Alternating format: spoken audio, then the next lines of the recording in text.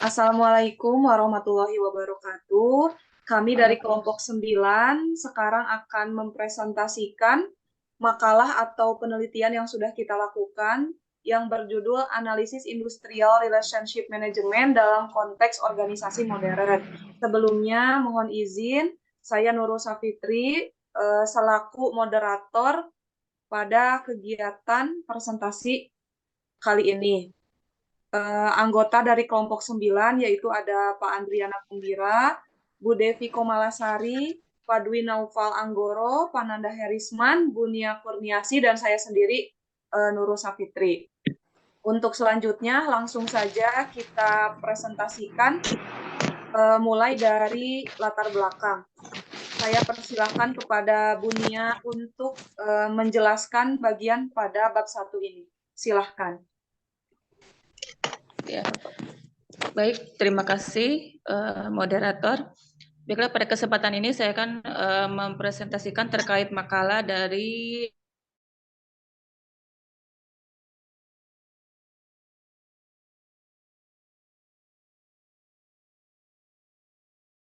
manajemen SDM. Tentunya manajemen SDM sendiri itu merupakan salah satu pilar kunci dalam menjaga kelangsungan, keberlanjutan, dan kesuksesan perusahaan. Dengan demikian, IRM itu memiliki peran yang sangat penting dan harus dapat diimplementasikan dalam sebuah perusahaan agar perusahaan tersebut bisa maju, bisa menjaga kelangsungan dan kesuksesan dan kemajuan perusahaan. Kemudian, next.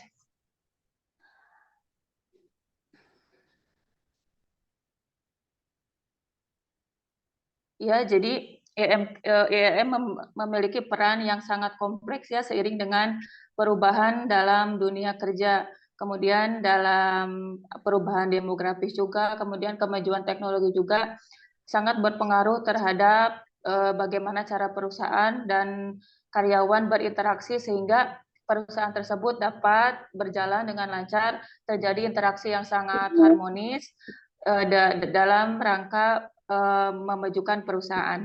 Next. Kemudian apa itu IRM? IRM sendiri menurut Undang-Undang Nomor 3 ya. Oh ya, mohon maaf. Pada kesempatan ini kelompok kami itu membahas rumusan masalah yang pertama, bagaimana prinsip-prinsip industrial relationship manajemen pada PT Tiga Raksa Satria. Kemudian bagaimana sarana industrial relationship manajemen pada PT Tiga Raksa Satria. Kemudian bagaimana konteks perusahaan modern pada PT Tiga Raksa Satria. Next.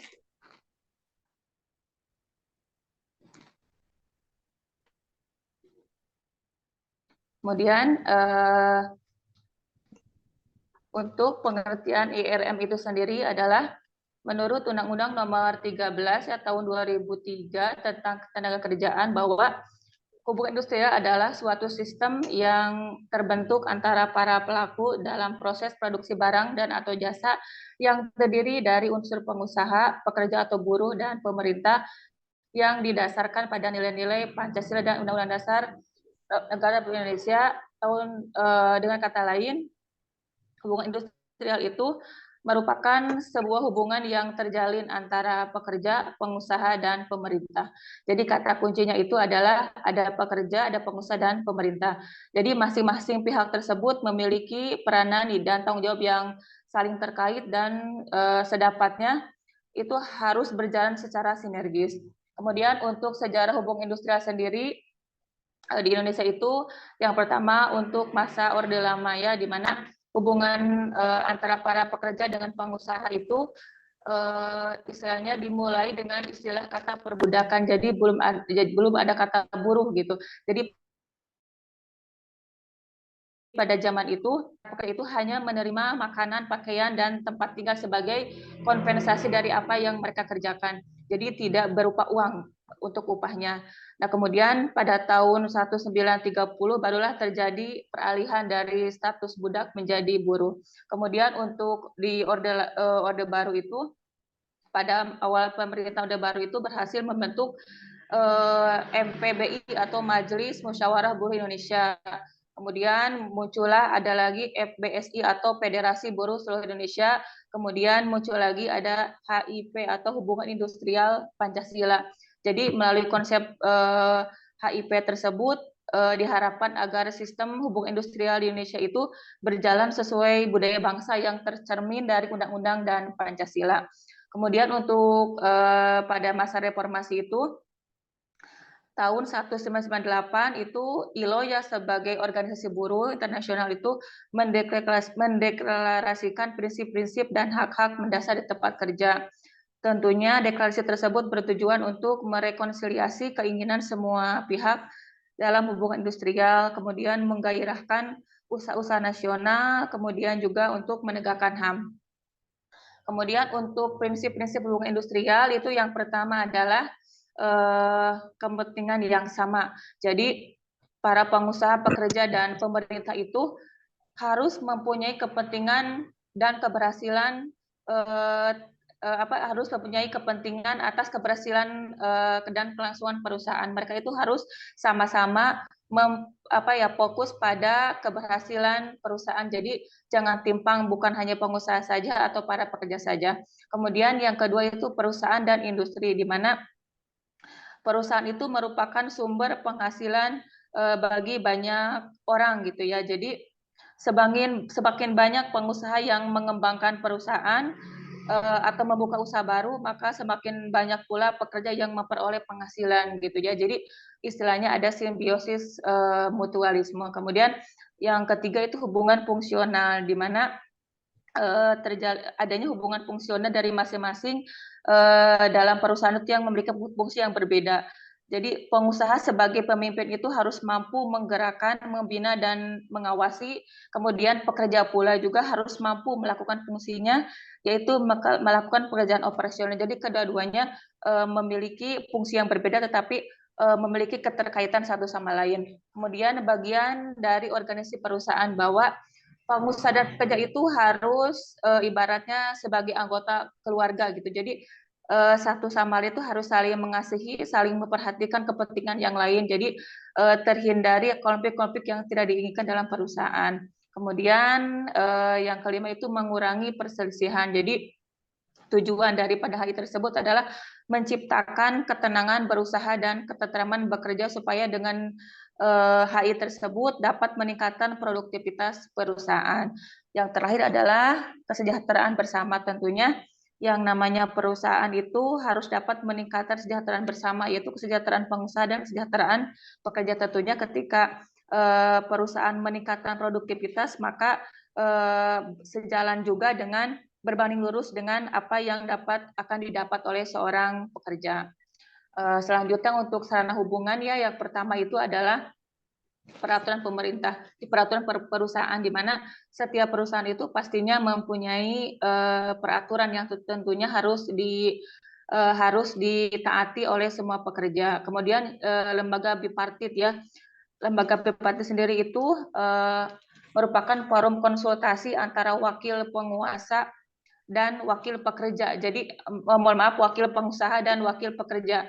Jadi mereka itu kalau misalnya ada suatu masalah atau apa gitu bisa duduk bersama melalui lembaga bipartit tersebut, bisa menampung dan menyelesaikan berbagai keluhan dan tuntutan pekerja serta masalah-masalah hubungan industrial pada umumnya. Kemudian untuk serikat pekerja juga sudah kita ketahui ya, bahwa rata-rata itu perusahaan itu memiliki serikat pekerja.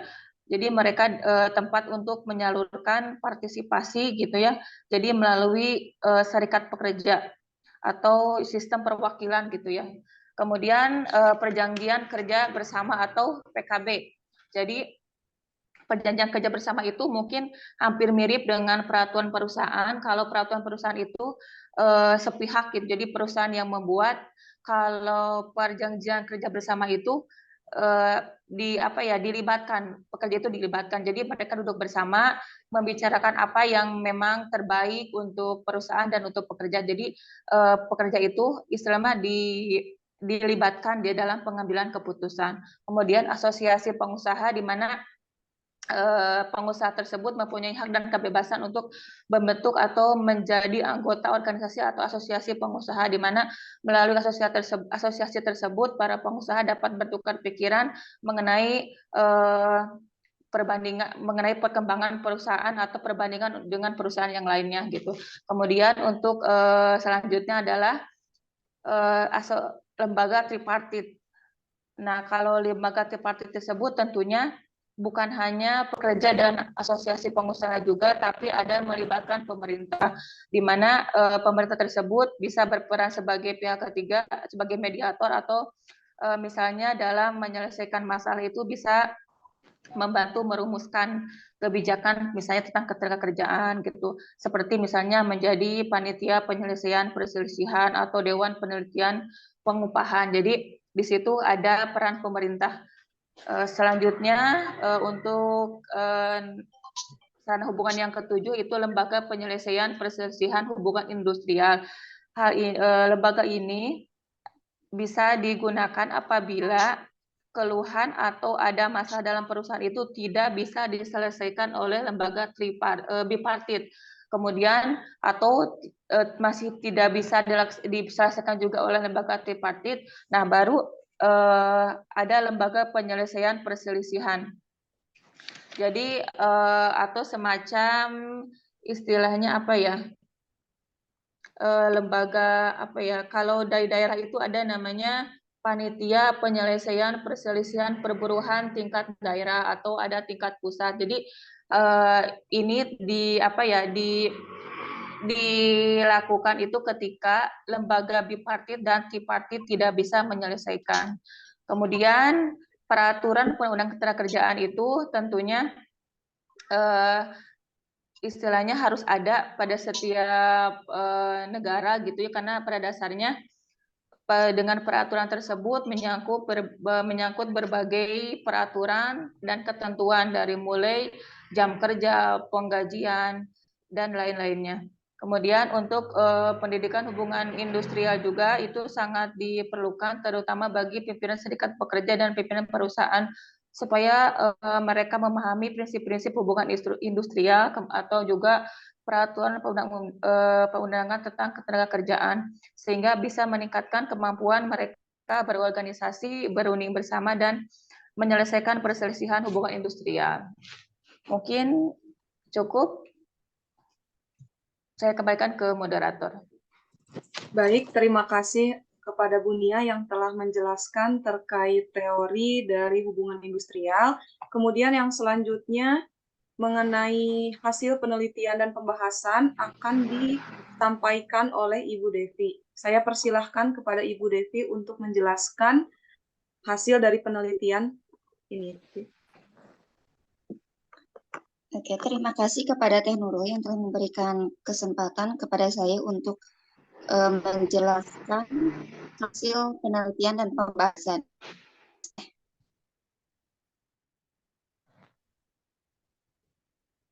Next. Di sini saya akan memaparkan gambaran umum dari PT Tiga Raksa itu sendiri, yaitu PT Tiga Raksa bergerak di bidang penjualan dan distribusi yang mendapatkan pengesahan dari pemerintah pada tahun 1960 dan pada tahun 1990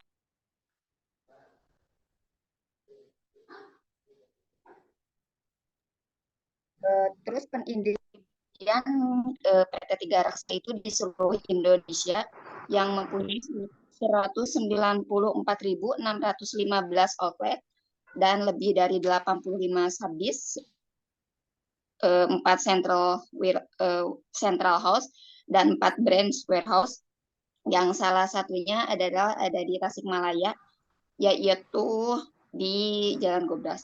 Dan PT Tiga Raksa ini mempunyai merek dagang dari Tira NSD System, Crystal Dentist, Blue Gas, Always Head. Tidak hanya itu, bahwa PT Tiga Raksa mempunyai customer product yang digabungkan dari beberapa prinsipal, yaitu dari prinsipal Danone dan prinsipal Combine. Untuk dari prinsipal Danone itu sendiri, ada dari Sari Husada, yaitu dari SGM, dari Nutrilon, dari Bebelop, dari Lactamil. Dan untuk divisi Komben itu terdiri dari beberapa gabungan dari prinsipal-prinsipal, mulai dari prinsipal UPI, prinsipal Mars, prinsipal Martina Berto, prinsipal Quaker, prinsipal Wyatt, Madu Urai, Colgate, dan Rudi Hartono. Dan banyak lagi yang termasuk ke jajaran prinsipal Komben. Next teh.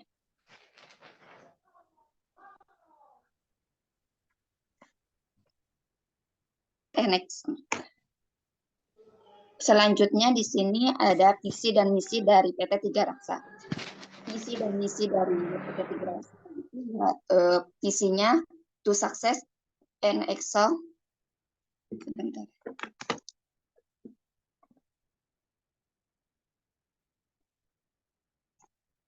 To success and excel as market-driven sales and distribution organization. To sukses, perseroan harus bisa mencapai target pertumbuhan dan target finansial yang telah ditetapkan agar berlangsungnya hidup dari perusahaan dan dapat terjamin secara jangka panjang. Untuk to excel, proses yang dilakukan untuk mencapai sukses proses bisnis maupun bisnis penunjang harus dieksekusi dengan prima sesuai standar yang telah ditetapkan dan sesuai sistem dan prosedur yang berlaku. Untuk market driven, orientasi terhadap pasar merupakan suatu keharusan di dalam lingkup ruang bisnis yang semakin kompetitif. Selanjutnya di sini ada misi dari PT Tiga Raksa itu sendiri, yaitu memberikan keuntungan value kepada stakeholder. Next slide.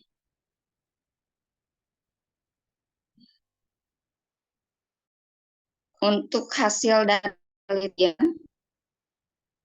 dari PT Tiga Raksa ini mempunyai filosofi yang ditetapkan, yaitu integrity, independent, dan innovation. Dan yang dari ketiga nilai utama, PT Tiga Raksa ini mempunyai 5 kompetensi, yaitu kemampuan mengenal pelanggan atau customer, yaitu berkomitmen untuk menghasilkan produk dan pelayanan yang berkualitas untuk memenuhi kebutuhan customer. Selanjutnya ada kemampuan membangun kredibilitas diri, yaitu melalui penumbuhan empati, kesediaan menerima umpan balik, keterbukaan dalam berkomunikasi, dan membina hubungan yang baik dengan mitra maupun dengan outlet atau pihak lain. Terus ada kemampuan pengorganisasian arus produk. Kemampuan perorganisasiannya itu berhasil dalam merencanakan, merorganisasi, menganalisa, mengawasi produk sehingga menghasilkan mitra yang baru, bisa memuaskan mitra dan bertambah mitra di seluruh Indonesia. Terus kemampuan berorganisasi. Kemampuan berorganisasi.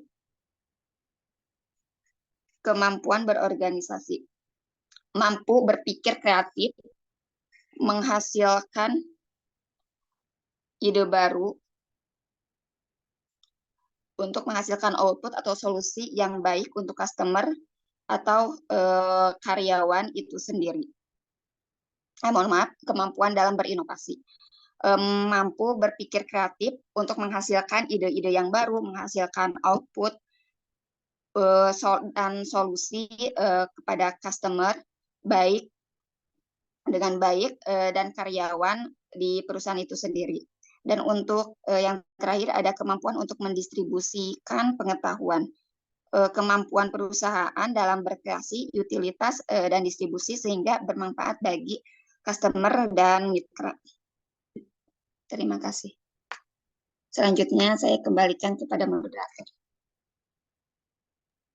Baik, terima kasih kepada Bu Devi yang telah menjelaskan terkait studi kasus atau penelitian yang kelompok kita ambil. Kemudian yang selanjutnya akan dipaparkan oleh Pak Andriana Gumira.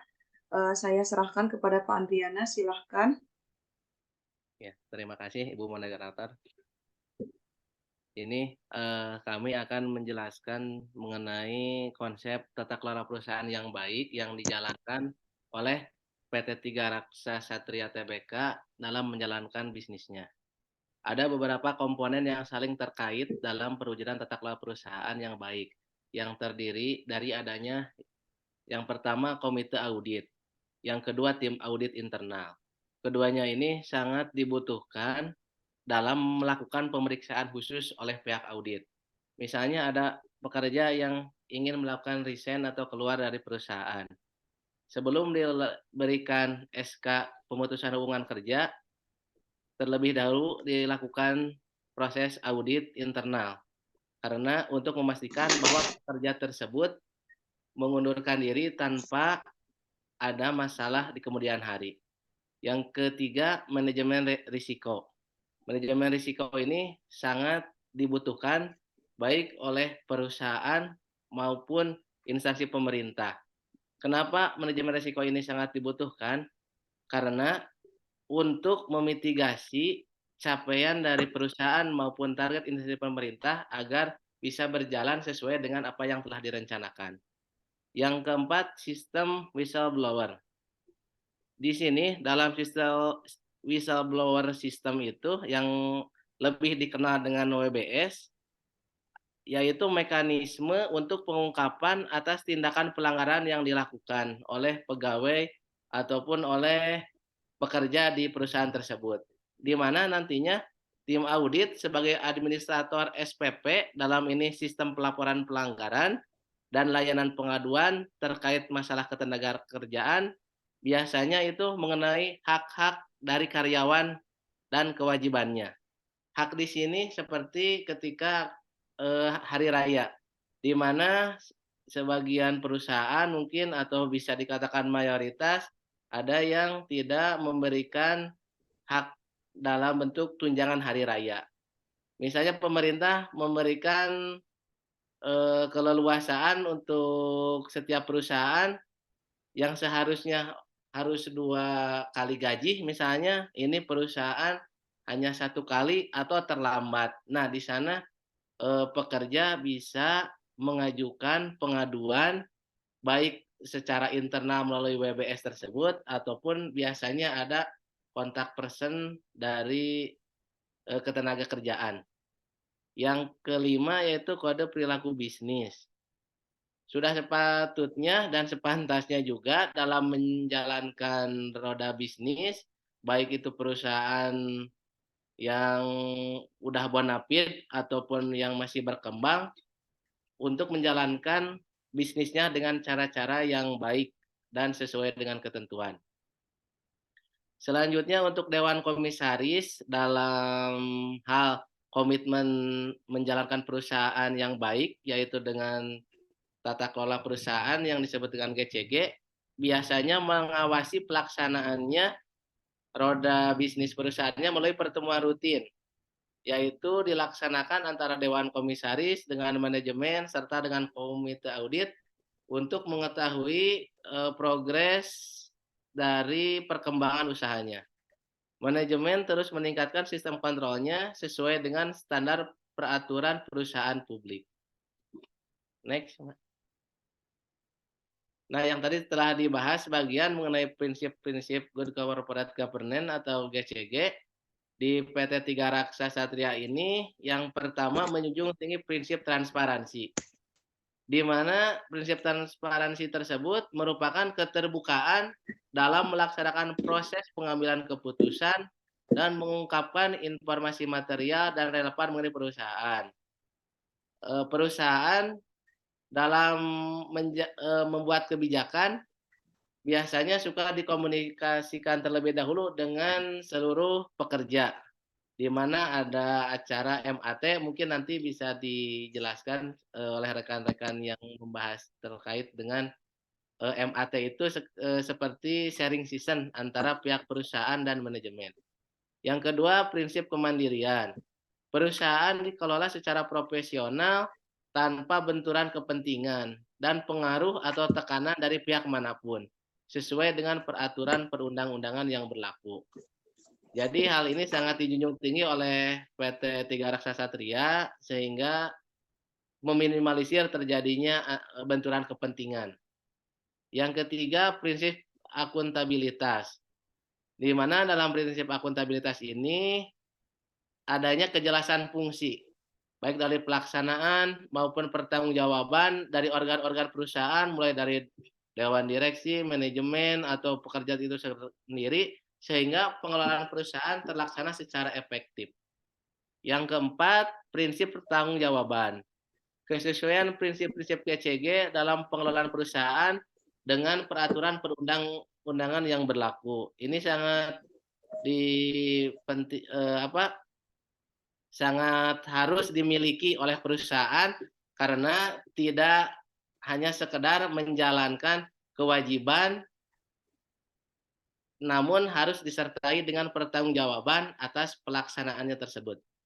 Yang kelima, prinsip kewajaran, di mana kejadian dan kesetaraan di dalam memenuhi hak-hak para stakeholder berdasarkan perjanjian dan peraturan perundang-undangan yang berlaku.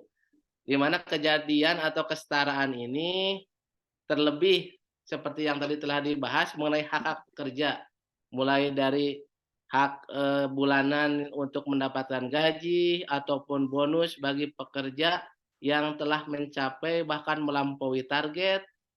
Terus ketika pekerja diberikan jam lembur ataupun mutasi ke luar kota, itu harus diberikan atau dipenuhi hak-haknya. Terlebih untuk tunjangan hari raya. Karena tunjangan hari raya itu sangat berarti bagi siapapun, baik pekerja di perusahaan maupun pegawai di instansi pemerintah.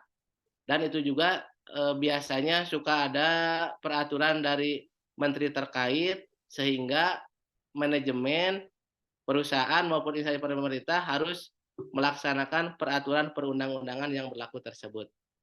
Mungkin itu yang bisa kami sampaikan. Selanjutnya kami serahkan kepada moderator. Terima kasih.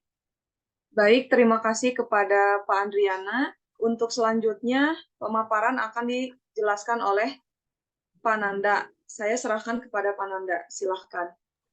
Baik, terima kasih Teh Nurul selaku moderator.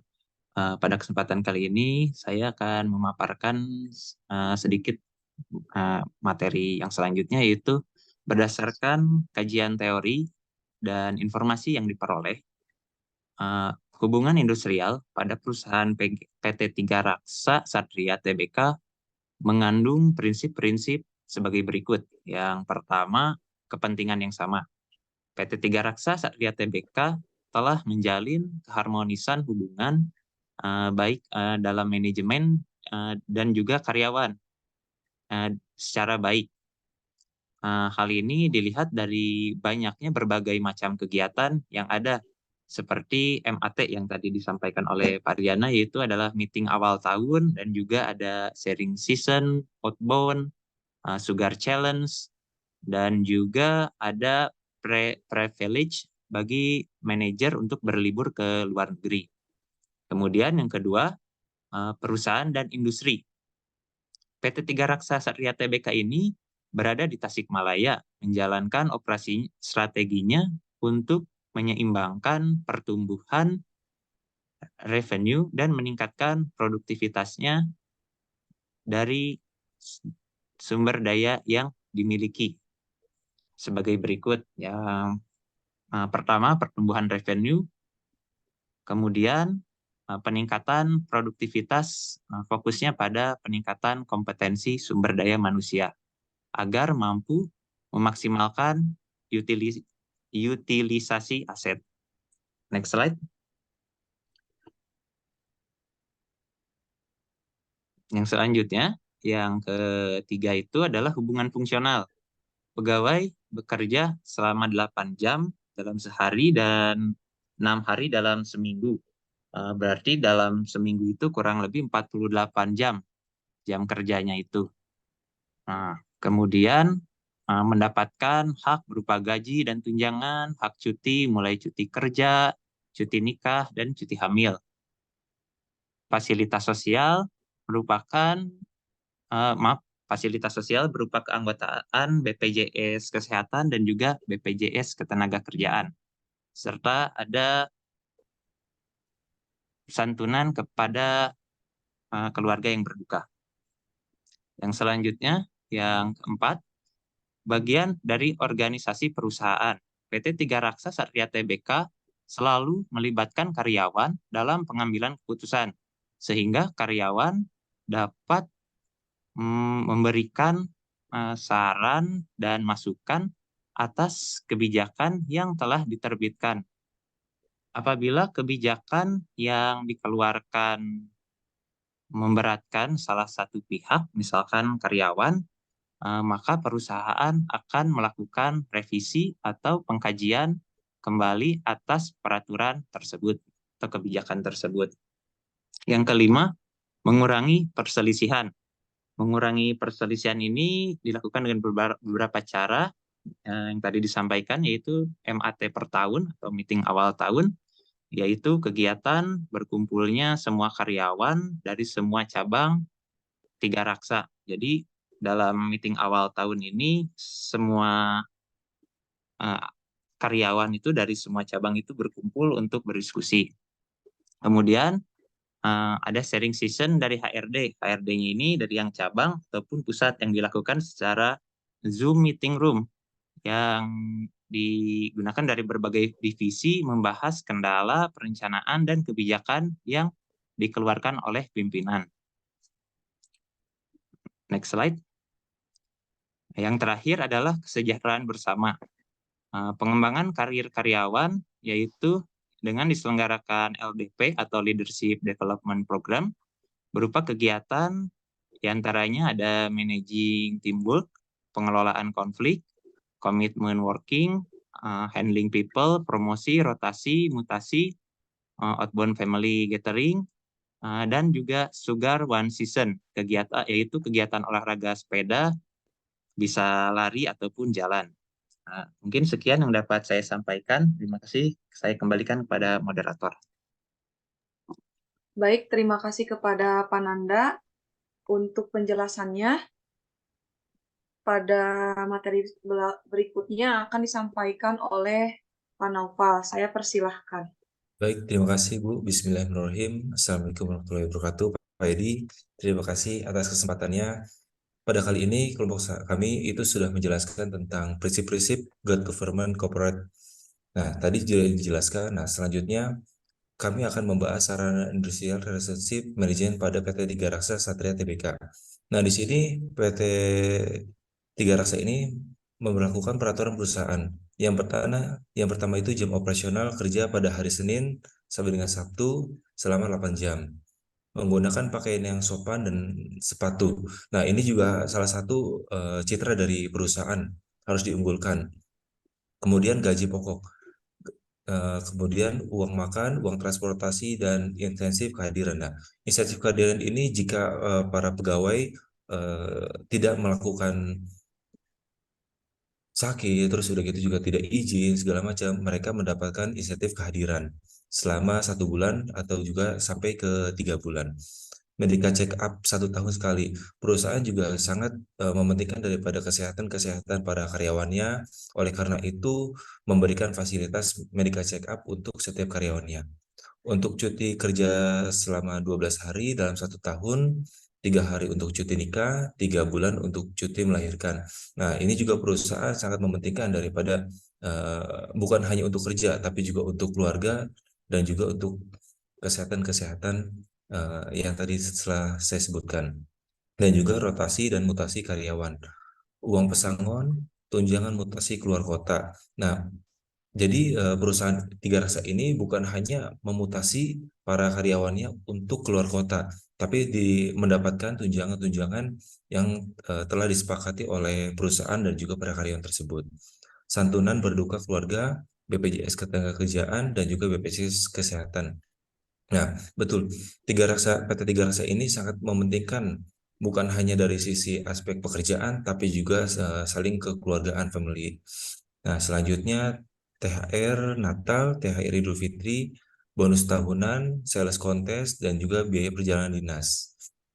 Jadi PT Tiga Raksa Satria ini belum memberlakukan serikat pekerja. Nah, padahal serikat pekerja ini baik itu di dalam organisasi juga bisa di luar organisasi, ini sangat penting bagi perusahaan karena eh, untuk menampung daripada aspirasi juga udah gitu juga bisa menampung untuk perbaikan perusahaan untuk kedepannya. Ya Bu, next. Nah, selanjutnya perjanjian kerja bersama. PT Tiga Rasa itu melaksanakan tahapan rekrutmen dan setelah lolos dari masa percobaan atau probation selama 3 bulan akan menjadi karyawan tetap dengan mendapatkan fasilitas antara lain hak pekerja, masa pekerja dan pemutusan hubungan kerja. Nah, di sini antara perusahaan dan juga karyawan telah menyepakati dan juga telah misalkan ada beberapa bulan yang selama 3 bulan ini masa percobaan. Nah, ini kita evaluasi kembali, kita audit segala macamnya. Nanti karyawan tersebut diterima atau tidak untuk menjadi karyawan tetap. Yang ketiga ini lembaga penyelesaian perselisihan hubungan industrial. Nah, dalam menjamin terpenuhinya seluruh hak karyawan, menerapkan sistem pelaporan pelanggaran. Nah, ini juga atau disebut juga SPP, sistem pelaporan pelanggaran. Nah, di sini kita mengungkapkan yang tadi disebutkan. Nah, jadi nanti ada audit internal juga kita itu juga dari tim dari luar juga dari tim dari dalam. Ya, selanjutnya di 4 itu peraturan perundang-undangan ketenagakerjaan. Berdasarkan Undang-Undang Nomor 3 Tahun 2013 tentang ketenagakerjaan. Nah, ini perusahaan telah berkomitmen bahwa akan melakukan program CSR, Corporate Social Responsibility. Nah, selanjutnya juga sangat mementingkan daripada K3, ketenagakerjaan, kesehatan dan keselamatan kerja. Nah, itu sangat dipentingkan oleh perusahaan. Ya, go next. Nah, di sini menunjukkan bahwa PT Tiga Raksa Satria Tbk ini telah menjadi perusahaan yang modern. Apa buktinya? Nah, buktinya itu sudah menggunakan aplikasi-aplikasi dan juga support system. Ada beberapa aplikasi yang telah digunakan oleh PT Tiga Raksa untuk melayani para customernya. Yang pertama itu Tiramart, aplikasi belanja online produk Tiga Raksa di bidang elektronik. Nah, yang kedua Sinbad Trade, aplikasi belanja online outlet langsung ke Tiga Raksa, khusus area Bandung. Nah, ini baru di area Bandung. Untuk di area Garut dan Tasik belum ada. Selanjutnya yang di nomor 3 ini agen Sinbad, aplikasi belanja online outlet yang sudah bekerja sama dengan PT Tiga Raksa. Yang keempat itu Tira SND, platform penjualan dan distribusi produk e-commerce dengan penjualan online. Yang kelima, FileZilla, aplikasi online untuk penginputan secara otomatis logistik. Untuk super sistem ini, PT Tiga Raksa Satria ini proses super sistemnya itu menggunakan Nevocam dan WMS Lite Tracking Bad Number. Yang kedua itu proses support sistem informasi yaitu MIFO dan outlet informasi sistem. Yang ketiga itu proses support akuntansi yaitu operational advanced automation NGL. Yang keempat proses support keuangan yaitu ONE. ONE ini adalah dari One Step Promo Claim, IRM Automation Automation Return Monitoring, dan ITP. Nah, ini kita telah mewawancara daripada Bapak Praditya. Bapak Praditya itu